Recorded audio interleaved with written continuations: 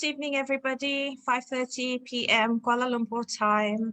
And you're back with us on the Sheila Exchange, our weekly series.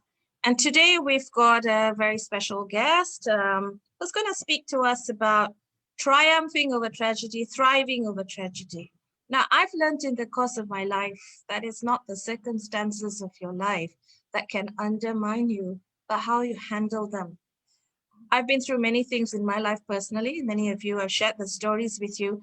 And I've discovered that facing them not as problems or as tragedies, but as life's lessons are what kept me going. It's about finding the purpose in the pain you go through. And these have actually been the making of me as a person, a trainer, a coach. Today, I have with me a special guest. She's special because she has stood up for me as a woman of incredible strength who has been able to transcend tragedy and grief and to cross geographical boundaries to build a life for herself after everything that she went through. She's also special to me because she's my little cousin, not so little cousin, and a person who's very dear to me. This is Sumi Sivalingam, who is with us, joining us all the way online from Melbourne. She's a certified bookkeeper accredited by the Tax Practitioners Board and a BAS agent down under. She's also the president of the Victorian Line Dance Association. That's right, you heard me right. This line dancer extraordinaire. Born and bred in Malaysia, Sumi is the mother of 3 grandsons and a grandmother of 2. And it irks me that although she's much younger than me, she became a grandmother before me. All right, so I've invited Sumi to be with me on the Sheila Exchange today because I read a post that she wrote recently on social media about the years that she has spent in Melbourne and how she's built her life back. And I found that very, very inspiring. And I thought, wow, that's an amazing story that it's time for Sumi to share her story with people. It needs to be shared. And I think the story of how she rebounded from tragedy to become the confident, successful, and grounded person she is today is one that will encourage many of us who are going through the challenges in our lives, especially in this past 1 year. Sumi, welcome. Thank you for joining us. Hi, Sheila. Hi, how are you? I'm great. I know it's about dinner time in Melbourne right now, but I've already eaten, so it's all good. Okay, thank you. Okay, so Sumi, you became a single mother at a young age, and we'll talk about that in a little bit. But could you tell us about the kind of person you were until that happened? Well, if anybody who knew me when I was growing up in Malaysia would know that I've always been happy-go-lucky, sometimes even a tomboy. I was brave, I was bold. My father would always say if anybody could do anything, it would be her. I loved school, I loved life, I had so many friends. Basically, I think I was just like the girl next door. You know, everybody knew me, I knew everybody. I enjoyed relatives, I enjoyed friends, I enjoyed going out. I was just basically very, very happy. You were living life and you were looking forward to life.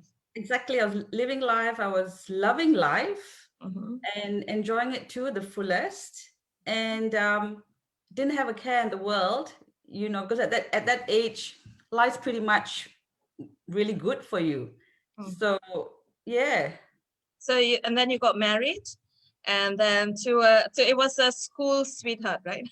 Yes. And had 2 children.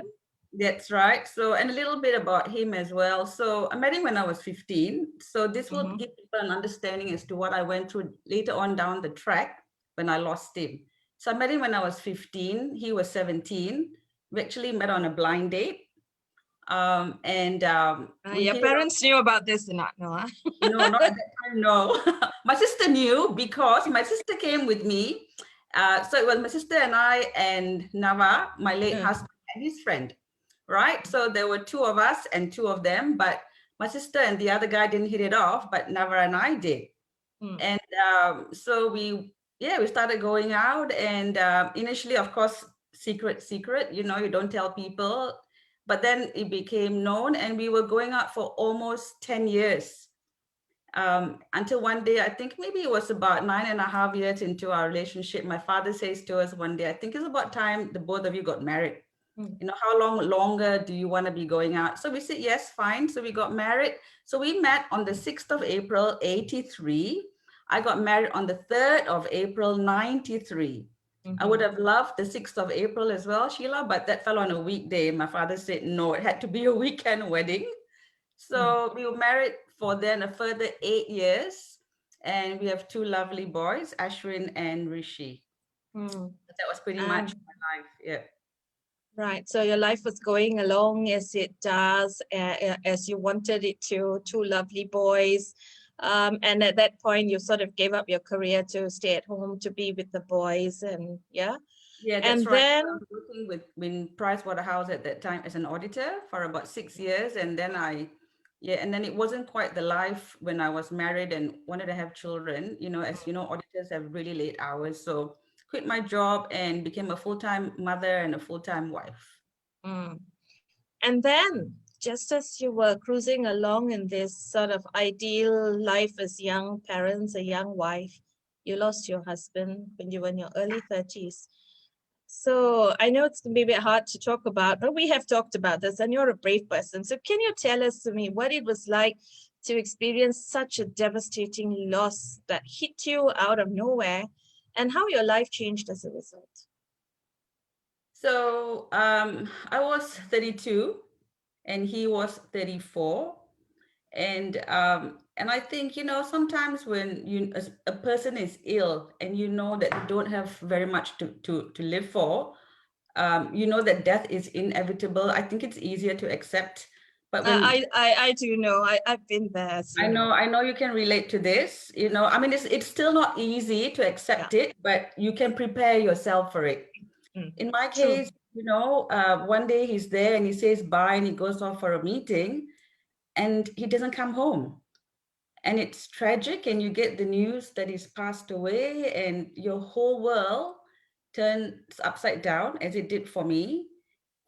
It was the 1st of March 2001, and I'll always remember that date, 1st of March 2001, when he left and he never came back. And then you get the call that he's gone, and you feel numb. You feel, I think I was in a state of shock for a few days, because you know he was only 34.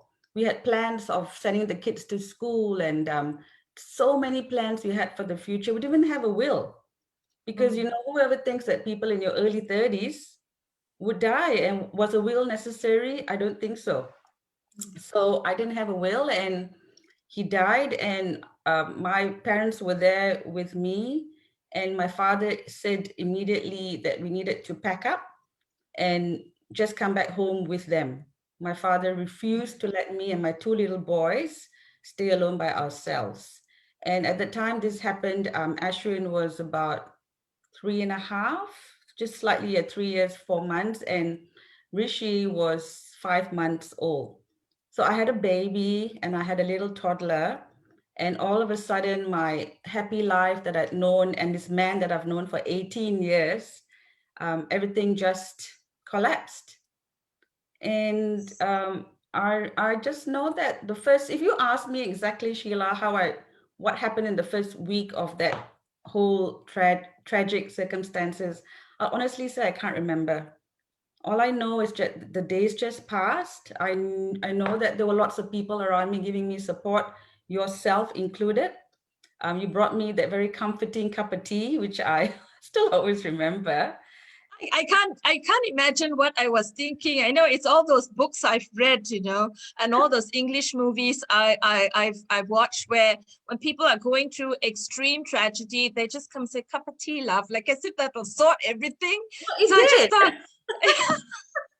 right, it was like you hadn't eaten, you'd been running around, going, you know, to the hospital, this, that, checking out, doing all the official stuff, making reports and whatnot, and then suddenly you came back, and I think nobody was wondering what does she need, and I'm like, okay, I just have to do something. I'll give you a cup of tea. Yeah, you asked me, and that was one of the best cups of teas I've ever had. So whether I really needed it or whether I was just tired and hungry, because you're right, don't think I ate for 48 hours, you know. But it was a very oh look, you know, once the shock wore off, I think that all of a sudden I was alone. I didn't have a job. I wasn't working because I wasn't the sole provider. I had somebody provide for me. All of a sudden, all that security was just snatched away from me.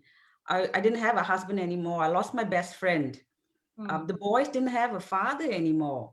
I saw the devastation not only on their faces, but the faces of my loved ones, like my parents. My father and mother were completely devastated.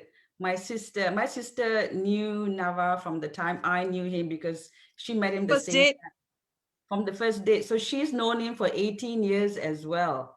You know, and my brother, my younger brother, and they were good friends. They got along really well. And so I could just see how this whole tragedy affected people on various levels. But I think once the shock wore off and, you know, and then you go through the whole funeral process and then you get Ashwin, who is about 3.5, sometimes wondering where his father was, you know, because, you know, he's only a child and he gets confused. Sometimes he knows that the father's not coming back. Sometimes he's wondering when dad's coming back. So I had to deal with an emotional child. And as a result of what had happened, Ashwin actually developed irritable bowel syndromes as well because he was highly stressed. You don't think that kids that young can go through things like that. So it wasn't just the trauma of losing a husband, but watching your child suffer as well, and watching your parents suffer, and watching his mother as well, his family, because it's everything, you know, when you die unexpected, it's just terrible. Yeah. And yeah, so it was a very, very hard period in my life, Sheila, and it lasted for a few years, to be honest, because I think I went into a bit of a hole. I didn't want to see people. I didn't want to talk to people. I was just happy staying at home with my parents and the boys and just ignoring the whole world, just shutting them all out because I just couldn't face it. And in the process, I stopped caring about how I looked. I put on a lot of weight, and when I say a lot of weight, I'll tell honestly, I put on over 25 kilos, I think. You know, I had a monobrow. Now I don't. I think my eyebrows are nice. No, absolutely well-groomed eyebrows, those. Yes, now they're well groomed, but I had a monobrow, and I also, with the stress, I think I also developed adult acne. So I had all these combinations of all these horrible things going on in my life, and I just didn't want to see anybody except for immediate family. So life was pretty much awful for the first few years. I can imagine. So what carried you through that time, and then what helped you to just carry through, to continue living, Sumi? People, what did you do? Who were those, you know, what supported you during this time? How did you pull through? Well, I think I'll say two reasons. The first reason and will be the very fact that I had children who depended on me. If I did not have those children, Sheila, I honestly, I don't know what I would have done or where I would be today. Knowing jolly well that those two little boys woke up every morning looking for me, and I had an obligation and a duty towards my children to look after them, to care for them, to, you know, bathe them and feed them and play soccer with them in the garden and everything. And that, you know, my world revolved literally around the two boys. And I think I was so thankful that I had that distraction. I knew that I had two little beings who depended on me and that I had to give it all that I could because of them. So they were the reasons and they were the motivation that made me just take one step every day towards living. Because, you know, you're just dead inside. It's nothing there. Your whole world's turned upside down and there wasn't any more joy in life, right? So I would say my children. So till today, my children are so important to me. And they're 23 and they're 20. But my world will still sometimes revolve a little bit around them because I look at them and I think you're the reasons why I'm here today. And also, Yeah. No, I just also wanted to say, I mean, you know, you knew my parents, and so I would say for people who didn't know, I'd say my father and mother, they were my rock. You know, they were my huge support system. I was so fortunate to have parents who were so supportive, so loving. My father and mother just took us in. Mom helped to raise the boys. My father paid for everything financially. He was he had a good head on his shoulders. So any problems that I had, my dad sorted it out for me. He bailed me out of so many things, you know, because when you die, as you know, when a person dies without a will, everything's interstate and frozen. And I had lots of legal dramas. I had property that I couldn't afford to pay a mortgage on. And I was being sued by the High Court of Malaysia because I couldn't pay my mortgage. And my father swooped in and saved the day. And my father did that time and time again. So I owe so much to my parents. I also owe a lot to my sister and to my brother. Now, my sister had two kids of her own at that time when Nava passed away, but she took on my two boys as her own as well. She took out education policies for them. You know, she took out, she would take, when she took her kids out, she would take my two boys out. She quite liked the fact sometimes that people would say, oh, you've got four boys. And she'd go, yes, I do. You know, yeah, so my sister was a tremendous help. My brother-in-law, my younger brother, now he was doing his housemanship interstate. And when all this happened, he requested for a transfer back to KL so that he could come back and work in a hospital that was near us, but come back and live at home with us so that he could be a role model as well to my two boys. So I think, Sheila, you know, I was so fortunate and lucky to have had that support system, to have had my beautiful parents who, you know, they're not around anymore, they passed away. But I don't think I could have survived if I didn't have that support system. And you had told me a story about kind of what made that unibrow disappear the day you decided unibrow, you gotta go. You want to tell us that story? All right. So, you know, like I said, I let myself go. I stopped caring about how I looked. And it's such a big thing for me because I was working before Price Waterhouse. You know, you always had to be immaculately dressed because you're going to see clients. I even stayed with you. I think, you know, there was a time when I stayed with you as well. And so you would have seen me in my work attire and, you know, handbags, and shoes to match and belts to match. So I was that kind of a girl. So to lose very suits kind of dressing. exactly. I remember. Exactly. Impressive. So, you know, to just wear loose t-shirts and big baggy clothes to hide all that weight and adult acne and the monobrown. And, you know, the thing is, I stopped caring about how I looked, but you'd be surprised that children are very observant. So Ashwin was about, I think he must have been about 4.5, and he was in kinder. So what I used to do is I'll drop him off at the gates and I'll go off. And when you come and pick your kid up from kinder, there's two ways. You can either just drive down to the gate and the teacher would bring the child to the car, or you could park your car and then go to the gate and they'll bring the child. So one day I decided to park the car and go and pick him up and come back. And I brought him back to the car and strapped him in his car seat. And he said to me, you know, you don't have to come anymore and pick me up like this. You can just drive and come. You don't have to come to the gate. And I said, why, Ashwin? And he said, this is hard. He said, because you don't look as nice as all the other mothers. Ouch. No, can you imagine? Wake up call, man. That's a massive wake up call. He was 4.5, and I went back home. I remember my sister was there in the house and my mother, and I told them and I burst into tears. And my sister, through all her angry tears as well, she said, I told you to stop wearing all these horrible clothes and big baggy clothes. And, you know, so she told me, she said, no, look, stop. All this has got to go. Let's get some bit of color back into your wardrobe. You know, take care of yourself. My mother was a beautiful woman, and she knew I had all the adult acne problems. So she would spend money on my visits to the beautician, on a weekly basis every week for about 2 months. And then it was every fortnight and every month. And my mother paid for it because she knew just how bad all this affected me. And, you know, I wasn't strong at that time. And yeah, then I went and got my eyebrows done. And while I was still packing on the weight, because one of the things that also happened to me was I started binge eating, which wasn't a very good habit.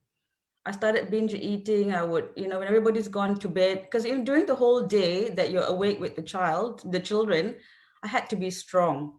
You can't cry, you can't be emotional. You just have to keep going and be very stoic and quite robotic sometimes. But when everybody goes to bed and the house is quiet, I'll go to my room and I'll start binge eating, you know, little snacks while I'm watching TV. And that's how the weight piled on. And you know, when Ashwin said that to me, it was a huge wake up call that I needed to take a bit of care about myself. And then in 2003, my brother announced he was getting married. And you know, I had to wear a sari, and that's I thought, oh my God, I needed to lose this weight because I had to wear a sari for my brother's wedding. So I managed to get rid of the 25 kilos. But until today, you know, I look at Ashwin and I think to myself, out of the mouth of babes comes the truth. And if it wasn't for my child telling me that in not so many words that he wasn't very impressed with his Impressed. mother, he wasn't impressed. And Yeah, he of was course. 4.5. He was only 4.5, you know? So I thought, Ashwin, if you're listening to this, you did good. you know, he's at work, so, but he'll watch the recording. Yes. So that was, I think that was a turning point in deciding that I needed to maybe change, but it didn't happen overnight, and it wasn't a very quick process. But I think that, you know, you come to terms with yourself and you say, all right, you can't let it go and it needs to change. And it was a very slow but sure change. And then, okay, there's something in our intro earlier about you being president of the Line Dance Association of Victoria. So you didn't suddenly just go to Victoria and become the line dance exponent, you know. So No. how did that happen in the midst of all this? So one day my mother's friends, you know, said to my mom, your daughter, I think, should go line dancing. You know, she likes music and she likes dancing and she needs to get out of the house, because all I did was drop the kids at school and came back. Didn't do anything, didn't go anywhere. And they said she should go line dancing. And so my mother asked me if I wanted to go. And I said, I don't know what line dancing is. And I didn't want to do it. But then my father said, no, I think it's good for you to get out of the house. You like dancing, you like music. It's only 2 hours and it wasn't in a place that was very far from us. So I went for the first class and the instructor's name was Colette. And I think Colette is watching. I hope Colette's watching right now.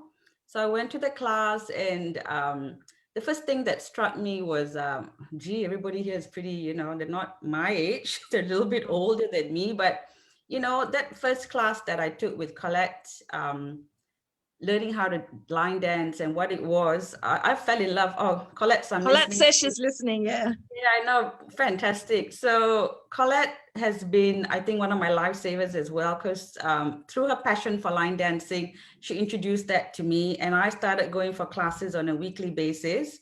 And you know how sometimes I think you need the one thing that makes you forget all your worries. It was line dancing. I realized just how much I loved it. And I used to go for weekly classes, and then I ended up going twice a week. So I did that for 7 years while I was in Malaysia. And then when I moved here to Melbourne, I became sad again because I left my family, I left my parents, I left everybody, and I moved here to Melbourne. And I knew the one thing that would make me happy was to find a line dancing class. And I did. I found a couple of classes, made some friends, became initially I was the treasurer for the Line Dancing Association. And just recently in 2019, I became the president, and I'm currently still the Victorian Line Dance president. So I love it. I love my dancing. Yeah, I love it. It's, you know, it's a time where you can just leave everything, work, family, whatever, do 2 hours of dancing, meet some wonderful people, and then just come home. So that's how I got into line dancing. So I will thank Colette for that. Colette and I are still friends. We still keep in Great. touch. She comes to Melbourne off and on, and she's a wonderful, wonderful lady. Great. That's a shout out to you, Colette. Yeah, so you picked up the pieces. Your son sort of like just broke through that wall of grief and apathy and that you had gotten yourself into. And so with the help of family, and your parents, your sister, and the loved ones that surrounded you, and line dancing, you somehow found your way back into the world of the living again. Yes, I Sumi? did. Yes. Okay, so I think I know how you ended up in Melbourne, but I think there are a lot of people here who want to know. Kuala Lumpur went through a tragedy, picked the pieces up, and boom, next thing the story goes to Melbourne. It's like the Indian movie. So how did you end up in Melbourne? Tell the audience about that story. So when I became a widow, it was 2001, and it took me a few years to slowly start having a little bit of a social life. And when I say a little bit of a social life, it was basically to go out with the mothers from the school just for a coffee when the kids are in school or while they're at sport or scouts, have a coffee. So that was my extent of my social life. I didn't go out at night. I didn't do anything unless it was with my sister or my brother, right? And then it was in 2007 that one day I was having just a conversation with my father, sitting down, talking about the future and pondering about life. And my father said to me, I think it's time for you to think about maybe moving on and seeing people. And I was actually, to be honest, I was horrified because as far as I was concerned, this was my life, right? Yeah. I'm a widow, I've accepted it. My children are in school, I've accepted that. This is home. My parents' home was home again for me, and I accepted that. And I never thought of moving on or finding another person or nothing of that sort. So when my father said that to me, and my father was to me like a god. He was my rock. He was my mentor. If he said to me, jump, I'll go, yes, how high? So he said that to me. And, initially there was like, no, I don't think so. I'm not ready to move on. My father, but one day he said to me, your boys will grow up and they'll move on with their lives. Your sister and your brother, they have their own lives with their own children. Mom and I will be gone one day, he said. And then you will be left all alone by yourself. If anything, he said, you need to find somebody as a companion for companionship. He felt it was very important for me. So when my father said that to me, it took me a while to wrap my head around that because it wasn't a very easy decision to make to move on with life because you've been with one person for 18 years of your life. How do you move on and find somebody else? So I said yes to my father and I said, okay, I'm happy to move on. But I wasn't in the dating scene and I wasn't on any of this. Back then we didn't have all You these. have no app, no Tinder, and all that No stuff. Tinder, no swiping right or left. So how do I go and meet people? I wasn't sociable enough at that point in time. So, Malaysian relatives, everybody knows somebody, don't they? So I had a couple of people that brought forward some proposals, if you can call it, some eligible bachelors or widowers, but nothing panned out. There were people actually, you'd be surprised, Sheila, who were interested in me, but did not want my children. Oh God, And really? my father said, those two boys are not her excess baggage. They are her children. If you're interested in pursuing a relationship with with just a message here from Colette. Yeah, Yeah. that's right. Yeah. She's a beautiful woman. So, my children are not excess baggage. They are my children. So if you're Yeah. interested in pursuing a relationship with me, you have to accept me for who I am.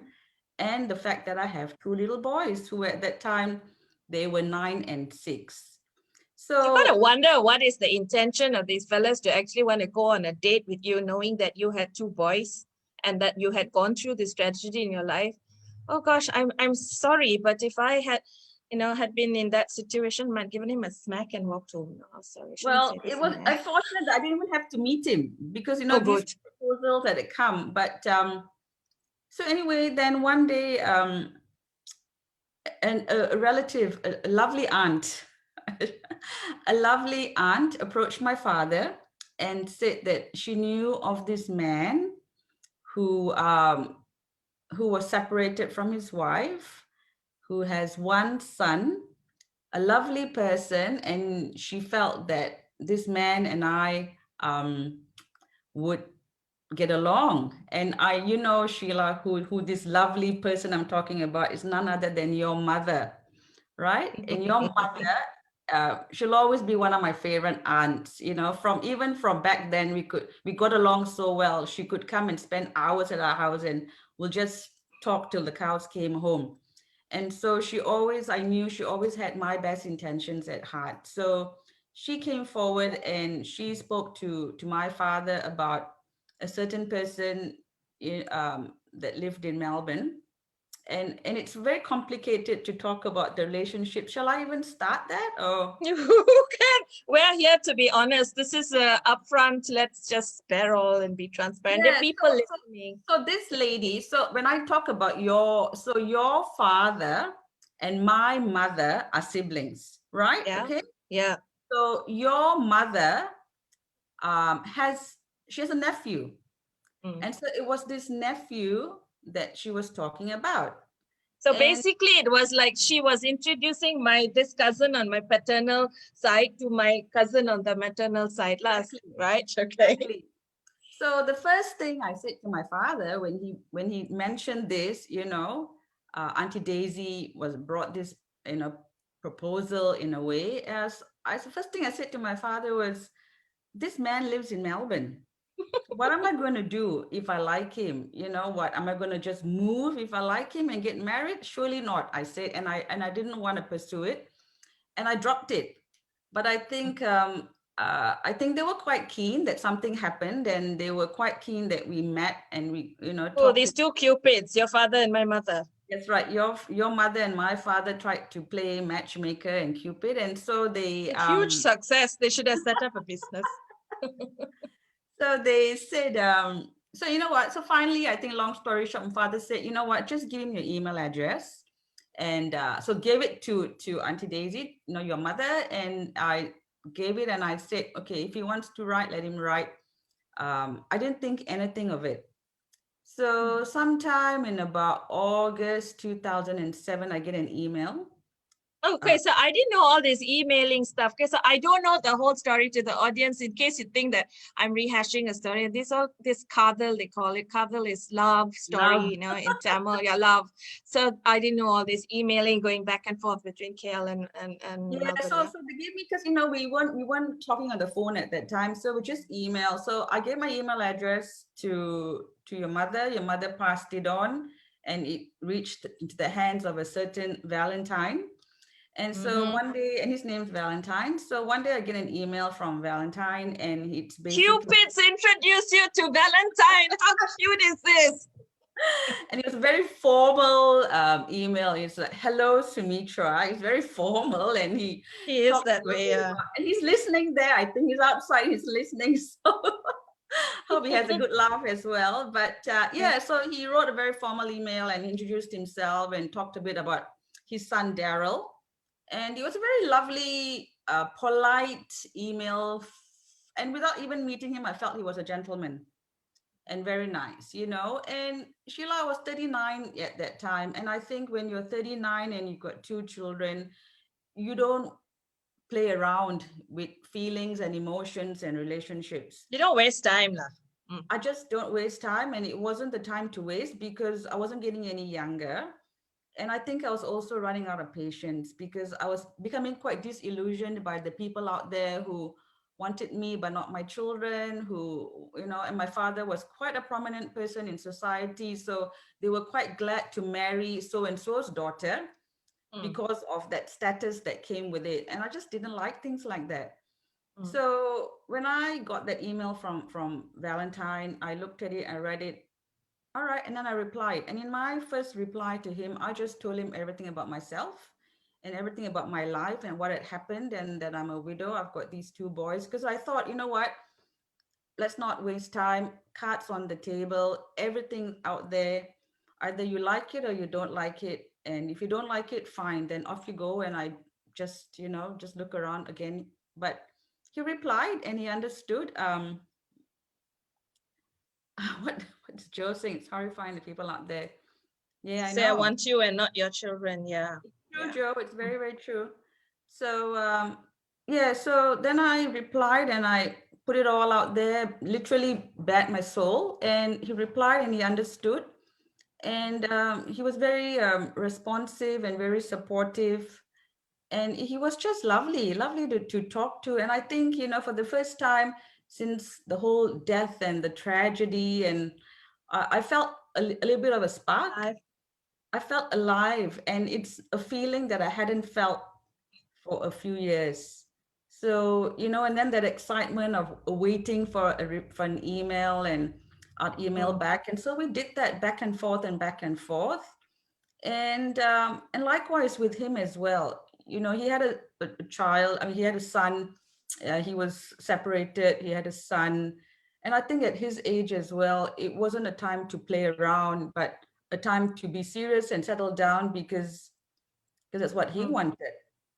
So yeah, then Val came down with his son Daryl to KL in September and met the family, and the boys took to him immediately. Daryl was a bit quiet initially, but slowly won him over.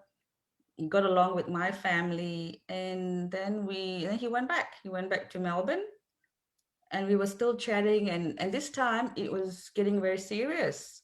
And sometimes people ask me, you met him in August of 2007, and by March of 2008 we were married. Wasn't it too quick or too fast? But I think that when you just know, and when it feels right in your heart, you just trust your gut feeling, instincts, and it's right. So it was a very quick, I would say, a romance. Whirlwind courtship. Yeah. It was a whirlwind courtship, but it was right. It felt good, And in December 2007, Val came down and spoke to my father and officially asked for my hand in marriage. Did all the right things, and then we made plans. And then all of a sudden, that reality of I was actually going to do this. You know what? That scared me. That scared me so much, because for almost 40 years, all I did was live in KL and live either at home or just, with somebody else. And now I have to leave everybody and uproot my whole entire life and move to a foreign country where I knew nobody. And move away from the pillars who had seen you through the most darkest hour of your life. Exactly. And my support system, I was going to leave everybody, my sister, my brother, my nephews, my niece, my parents, my friends. Me. You, everybody. We've had good times as well. So Yeah, we have. I was leaving all of that and venturing into the unknown. And But you did, Sumi. You did. You went up, you did it, you took a chance, you took a leap of faith in Valentine, and you trusted your gut feelings and also trusted the people who brought you together, knowing that they would never have introduced you to each other if they were not sure, because they had grown up with both of you, right? So here you are, you're in Melbourne, you've said bye to everyone, to a totally new life, a home you probably had never seen before, and took your boys there and started this new life. So how did you find yourself again? How did you adjust? And you said earlier you were a bit down, you didn't know anybody, and then you found this line dancing school and you went and started. And then, of course, you were not working for a while, but when you went back to Australia, you built up a career. So you didn't just decide that you were going to be this wife dependent on a husband, but you decided to take matters into your own. So what prompted all of that? So when I moved here, I actually had one friend, and he was a friend because his father and my father used to work together in the Inland Revenue Department, and his name is Anand. So I had the one friend, and Anand was living here and married to a lovely lady, and they had two children. So I had the one friend, and through him, I started meeting a few more people, met a few more friends. So, that circle grew a bit more. But when I first came here, we didn't know anybody, and the boys were at home for a while because we're still trying to sort out visas and things like that. But the boys were getting restless because they were terribly homesick. And sometimes I look at them and I think to myself, I should have sent them to school much earlier. But it's always that unknown. What do? You just wait.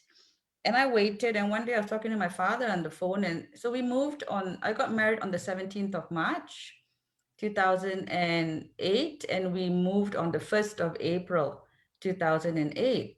So by May, around middle of May, the boys hadn't gone to school yet. We're still waiting for paperwork to be sorted out, but they were missing their cousins, they were missing my parents, and they were, and how much of Game Boys or video games can these boys play? So my father said to me one day, I think they need to go to school. I think you need to send them to school, even if you have to pay for them fees of an international student, you have to do it because they need to get into some sort of a routine. Routine is very important for children. Yeah. So paid the international school fees for them, and they went into a very nice primary school. And the boys settled down, and they were happy. So once they started going back to school, I had all this free time, between the times of 8:30 and 3 o'clock. And I was missing home a lot. And during that time that I moved, I turned 40, and I didn't know anybody. And it was quite sad because I knew if I was in KL, it would have had a big party. But here I was having, I think I had McDonald's at a shopping mall at Eastland Shopping Center with the boys. So that was my 40th birthday. But Val was very nice. He organized a little party for me at the house, invited some of his work people. But so then I thought about it, and I thought when I was in KL and when times were bad and sad, the one thing that made me forget my worries was line dancing. So what I did was I did a bit of Google search. I found a few classes within my local area, started going to a few classes, and it was wonderful. That made me happy, and that was my life really. Once again, I was back to being a mom. We had a blended family. So we had Daryl, who was 16 at that time, and then I have my two boys who were 10 and 7. And Daryl was, he's an only child. He was an only child until we merged and I think cramped his lifestyle. And when you're an only child, you have all that freedom, all that space, everything is yours.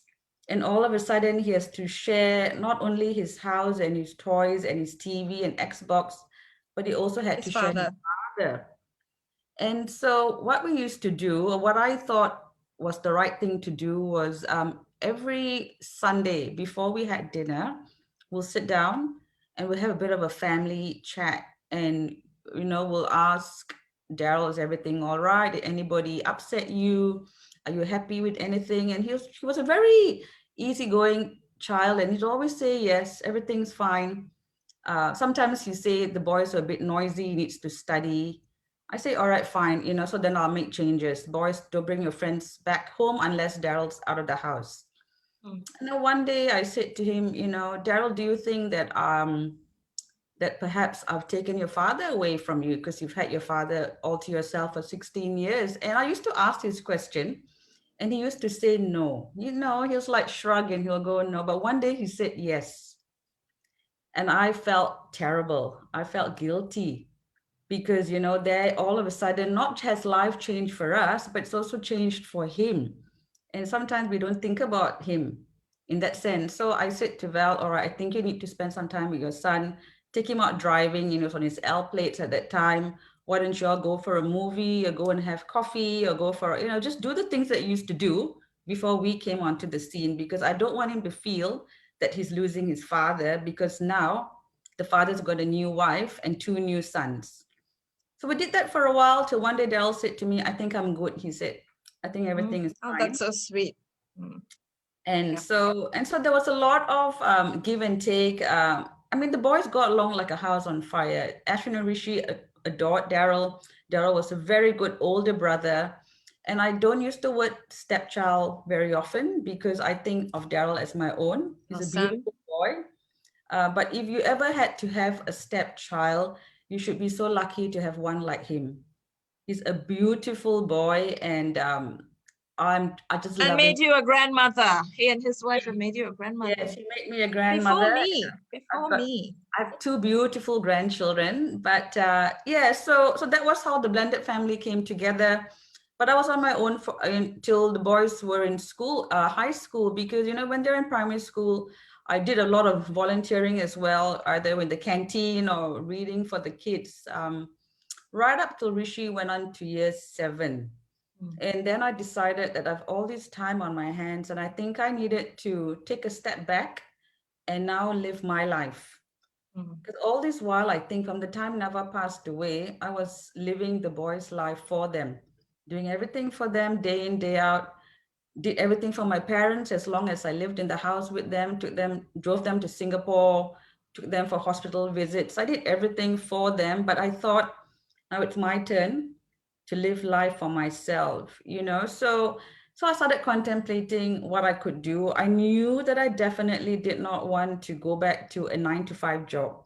I didn't want to be somebody's employee. I knew that very much. So I didn't want to have to apply for leave from somebody to do something. I wanted that independence and freedom. And so then I thought about different businesses that I could do. And I looked around at a few things. And one day, this ad caught my eye. It's a bookkeeping franchise. And I looked at it, and Savel and I went for the open day, met the management staff, thought it was highly professional, thought about it a little bit more and did my due diligence. And I thought, you know what, I'm going to take the plunge. And the reason why I went with the franchise was because they've got a technical and accounting support. And coming from a different country, I didn't know the Australian tax laws. And I felt it was worth the price of paying royalty fees in order to get this technical and accounting support. So I took bought the franchise, and did the training and started business. And I had here you are. Well, I had one client, and then I didn't have another client for the next 6 months, but I still pushed and pushed and pushed and did everything that they told me to do and networking. And 8 years down the line now, my business has been running for 8 years. I have got a fabulous staff. Her name's Daisy, and she's now become my right hand. She's an absolutely wonderful young lady. I hope Daisy's watching. And yeah, I don't know what I'll do without her. So business has now expanded. I'm now president of the Line Dance Association. Sometimes people tell me, where do you find the time to do the things that you do? But you know what it is, Sheila? I love life.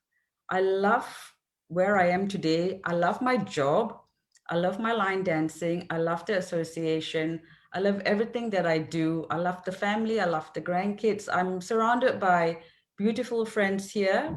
I've made some really good friends here in Melbourne, and I'm very, very blessed. So I think out of all the pain that I went through in the past, you know, that phrase that's saying, what doesn't break you only makes you stronger. And I think this is exactly what's happened to me. And I remember my father saying, I overheard my father saying to an uncle once, you know, because they're talking about me moving to Melbourne in 2008. And my father said this to an uncle of mine. He said, if anybody can make it, it's her. And, you know, and to me, those were words that I will always remember till the day I die. And yeah, and this is where I am today. I'm very, very blessed. I'm very fortunate. I never take anything for granted, though. Never, because I think that when you start doing that, it's when you're going to lose the grip on life. So every day I count my blessings. Every day I think about how lucky I am, how blessed I am, you know, that, and I think also God gave me a second opportunity at another lease on life. And I've grabbed it. So is the one sharing the lease on life, are we going to be able to see a cameo appearance from your Valentine? I just my All right. Yes. So While we wait for the cameo appearance, I mean, that's a great story. And I think why I asked you to come on the Sheila Exchange today, Sumi, is to share this incredible story, because you not only pulled yourself back here after a tragedy in your life and sort of, heeded the wake-up calls. What you have shown, it's very important to be surrounded by supportive people when you go through tough times. Yes. And then, you took the plunge to build a life for yourself in a foreign land, but you just didn't sit down there and do nothing. You went out there and made a life for yourself. There you have the second chance. Hi, Sheila. How are you? I'm okay, Valentine. How are you? I'm good. And good. yeah, so we've just been listening to Sumi's incredible story and the role that you have played in her life there in Melbourne. And do you have anything to say to us, to our audience? Well, It's her birthday today. I know it's a birthday today. I cooked her a special dinner. I know, I had a fabulous pasta meal, so I'm very happy. She's a wonderful woman, okay, and and I love her to heaps. I keep saying that. She's a fantastic woman, and she's achieved a lot, and I'm absolutely very, very proud of her. And she keeps me in line, and she's my go-to person in a lot of things. And fantastic mother, fantastic grandmother. She worked very, very hard in getting the whole family to blend in. And with Daryl, as she said, some of the things she said earlier on in this conversation, I didn't know of. Which I just heard of right now. Yeah, she's done very, very well. She's a fantastic mother, and she still doesn't know how to let go of the apron strings. That will come with time. I have one final question, Valentine. There might be women out there who are listening to the story, women who've gone through what Sumi has gone through, and who kind of not be able to sort of make that leap, take that leap of faith, or pull themselves out of stuff the way she has done. Do you have any sort of message that you would want to impart to them about your wife's life story?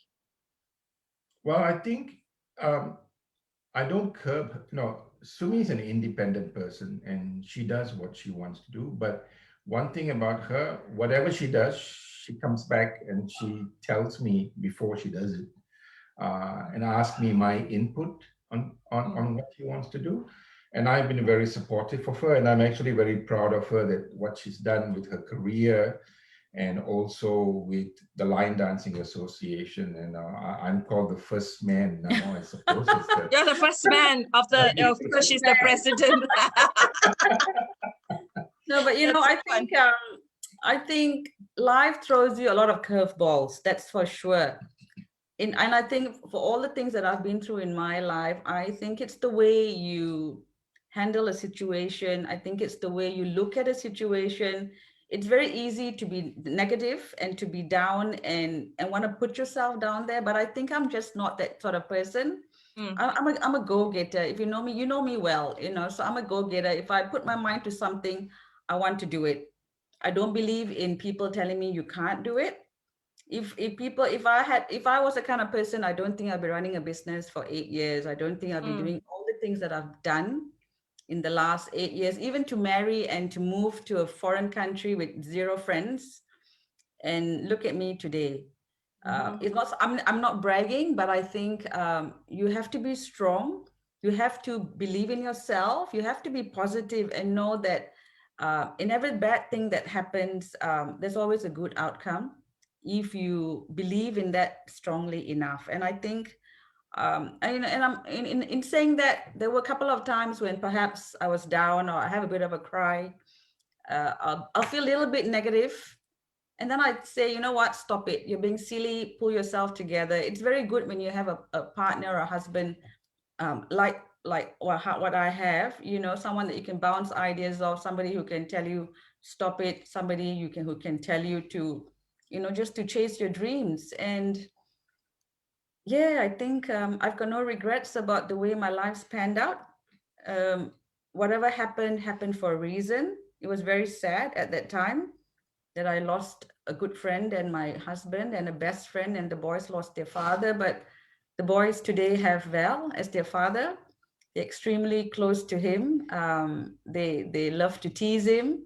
They have a really a good relationship with him, and because they don't have a father, not as if the father's somewhere else, they don't have a father. So as far as they're concerned, Val is everything to them. And yeah. One thing I must Great. say, I've got 3 fantastic boys. They take the mickey out of me, and that's an Australian term. They take the mickey out of me most of the time, but I wouldn't like it any other way. Right. And this is an amazing story. I'm very happy for the both of you. I really wish you many, many more happy years together. And Sumi, again, wishing you a very happy birthday, as I'm sure our listeners out there are also wishing you. Thank As you you very say, much. you are an example, a lot of strength to all of us. And that was very inspiring. Thank you for agreeing to join me on the Sheila Exchange. You have been listening to me, Sheila Singham, speak to Sumitra Sivalingam, all the way, or better known as Sumi Sivalingam, all the way from Melbourne, and together with her Valentine behind her. Thank you very much for joining us today. Thank you very much for asking. Thank you. Bye. Bye.